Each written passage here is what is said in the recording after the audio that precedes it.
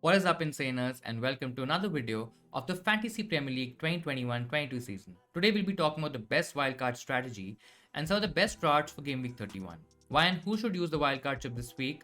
We'll deep dive into the best and worst case possibilities. If you enjoyed today's video, make sure that you hit the like button, guys. You can also consider subscribing if you're new around here. Now we'll start with why you should wildcard in Game Week 31. One of the biggest reasons to wildcard this game week, guys, could be to kind of get rid of the dead weight of certain players you're not happy about in your current FPL team. Now that could also stem into a reason of changing your team structure in case you have a lot of money invested in your midfield. Let's say in case you have a Lacazette, for example, maybe even a more expensive attacker, and you want to shift those funds to a defender, maybe a couple of defenders, get in that double up on the Chelsea defense. Using the wildcard and getting on those players a lot earlier than the others could be the way to go here. Also, you get the double game week 31 plus 33 advantage here, guys. There are a couple of double game weeks in 31 and 33, and setting up your wildcard, setting up for those double game weeks could give you a good advantage. Now, it's a bit of a tricky situation here because you would also want to plan for 36. It totally depends on whether you have a free hit available or not.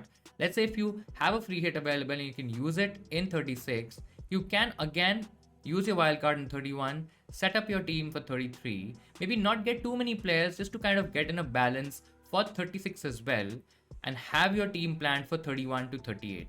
There's no right or wrong answer here, guys. It totally depends on your team and your overall strategy, along with the chips available to you. So based on that, make sure that you take that call. Now let's get into the wildcard draft for 31, the first wildcard draft. In this particular draft, guys, we have the likes of Ramsdale and Dubravka, both cheaper options. I mean, they're not cheaper options per se, I mean, especially not Ramsdale, but they're decent options to go for, especially if Ramsdale is considered fit for the upcoming game weeks. Yes, Dubravka has a double in 33, but they're just cheap options, guys. You don't want to invest too heavy in your defense, especially among your goalkeepers, when you're going a bit heavy in defense. Coming to defense, we have the obvious, the double up in the Chelsea defense with Rudiger and James, guys. James, if considered fit, I think he could be a great differential, at least early on, at least in game week 31. And post that, I think there'll be a lot of managers trying to get him in their teams. So on a wildcard, you can take that advantage. If he's fit, he's an explosive option, he's a great option. Yes, there are slight chances of him being rotated, especially with Chelsea in Europe as well.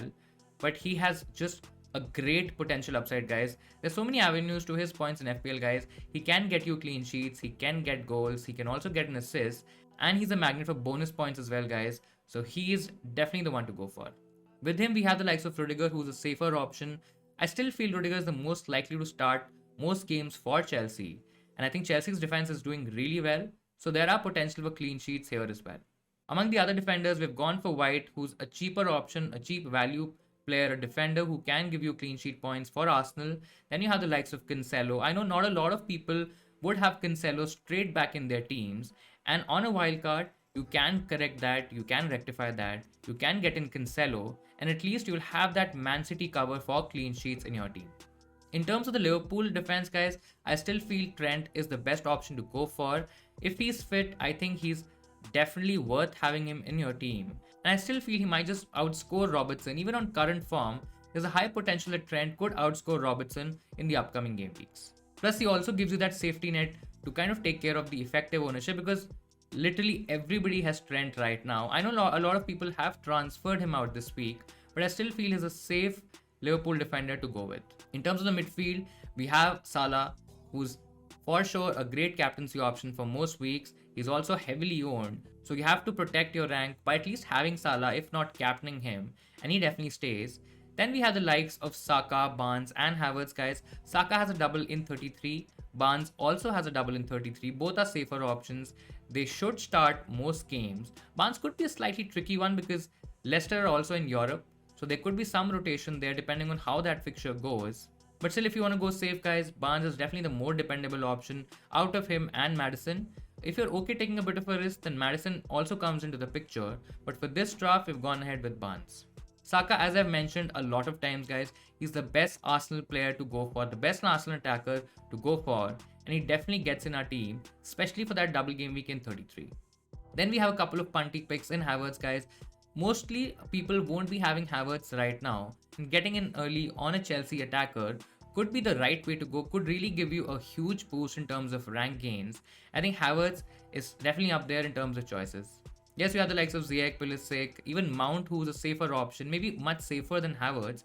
But we've seen with Havertz, guys, he had a brilliant double game week 29.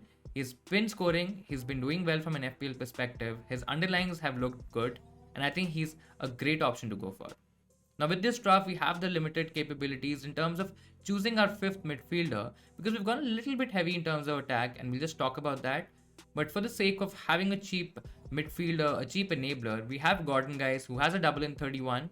And again, then we can shift him to probably a Brownhill, for example, if you don't mind doing the additional transfer for the Burnley midfielder.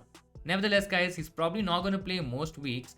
And if you're okay sacrificing a little bit in terms of that fifth midfield spot by going a little bit heavy in defense, I think Gordon is a decent option. I personally believe that he's not really going to score a lot of points, but he's just okay. He just kind of covers your bench just in case if one of your main players, one of your 11 players, they don't start. I mean, Gordon can always come in and give you at least the appearance points. Coming to the attack here, guys, we have Hernandez, Kane and Weghorst completing the three in attack. Weghorst has a couple of doubles in 31 and 33. I know we've kind of had this trouble in the past where we did captain him, where we all had him in our teams for the Burnley doubles early on, and it didn't work out. But again, having 5 fixtures over the next 3 game weeks, just the additional fixtures, I mean, they could give you some points, and let's just roll with it. Kane is also a decent option. He also gives you a potential route to a Ronaldo, even a Ronaldo captaincy in game week 33, when United have a double game week. Now, how much do you trust that? How much do you trust Ronaldo to do well and probably get in your team? That's a separate conversation altogether. But Kane has been doing well. He's been in good form. He's been scoring goals. And he looks like the old self, the old Kane back. And he definitely merits a spot in this 11. The third option is Hernandez, guys. I mean, it's a cheap option. We're not really spending, or we didn't have the money to go to a Broha. Otherwise, we would have preferred that.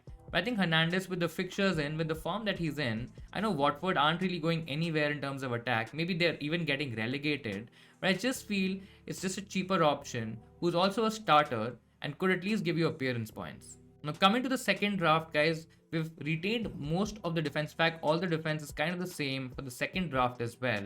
But in terms of midfield, we've gone a bit safer. Now, instead of Havertz, we've gone for Mount, who's a lot safer in terms of starts, probably, but might not be as explosive as Havertz. Now, this is to definitely make sure that we get in a Broha, we get in that double game week player in 33. Now, Broha could also be benched. I mean, he could miss out one of the games, so the double game week advantage could be a bare minimum. But I just feel with this draft, you at least have a more balanced approach in terms of the entire squad. For the fifth midfielder as well, we've gone for Brownhill, who gives me a double in 31 and also gives us a double in 33. So there are 5 fixtures that you can get from Brownhill as well. And let's just assume he gets a return or he gets something, and that is job done, guys. Now, let's say if you don't want to follow this particular trajectory in terms of getting that kind of a squad in place, you can also do things a bit differently here, guys. You can probably not go for Rudiger as the Chelsea double up in defense. You can probably downgrade a Rudiger to an Amate to get in some cash and get in Kevin De Bruyne instead. I mean, I know it's a differential strategy. It's probably a risky one. So if you're trying to protect rank, if you're trying to consolidate your rank, this might not be the way for you. If you're falling behind in terms of your mini leagues, if you are doing a lot of catch up in general, I think having a likes of Kevin De Bruyne could be a really, really good punt. Now, in terms of the defense, we still have White, we still have James, we have Cancelo and Trent as the cover up. In terms of keepers, guys, we've gone ahead again for Dubravka and Ramsdale.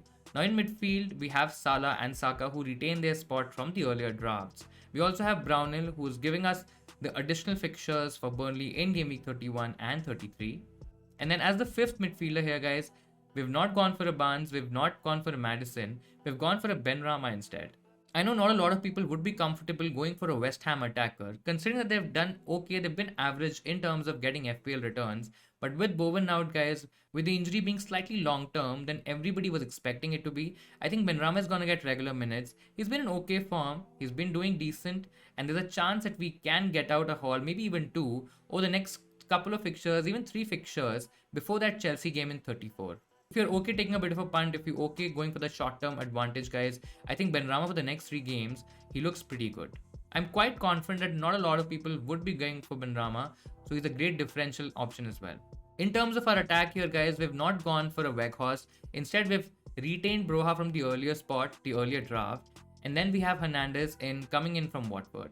I mean, Hernandez move is generally to just not spend too much money and just keep it at a bare minimum, and also have a player who's starting games, who's giving us appearance points at the least. In the end, guys, I would like to say that the wildcard chip is very team dependent, and there's no right or wrong answer here. Let's say if you want to change the majority of your squad, if you're looking to do catch up, I think the third draft with Kevin De Bruyne and the likes of Benrahma in it could be a decent option to go for. If you can navigate your team without the use of a wildcard, guys, I mean, you can absolutely do that and probably play it a little later in game week 34 or 35 and set up your team for the possible double game week in 36 and 37. But that's just very team dependent, guys. If you've already made up your mind, you definitely go for it. And based on your risk taking strategy, you choose the right set of players. So that'll go for my side, guys. I hope I was able to give you some clarity in terms of a wildcard team if you're using a chip in game week 31. Now do smash that like button if you enjoyed the video today, guys. Don't forget to subscribe to the channel as well. Now there won't be any deadline stream for game week 31, guys, as I'm traveling this week. But all the best for game week 31, and I'll see you insaners next time.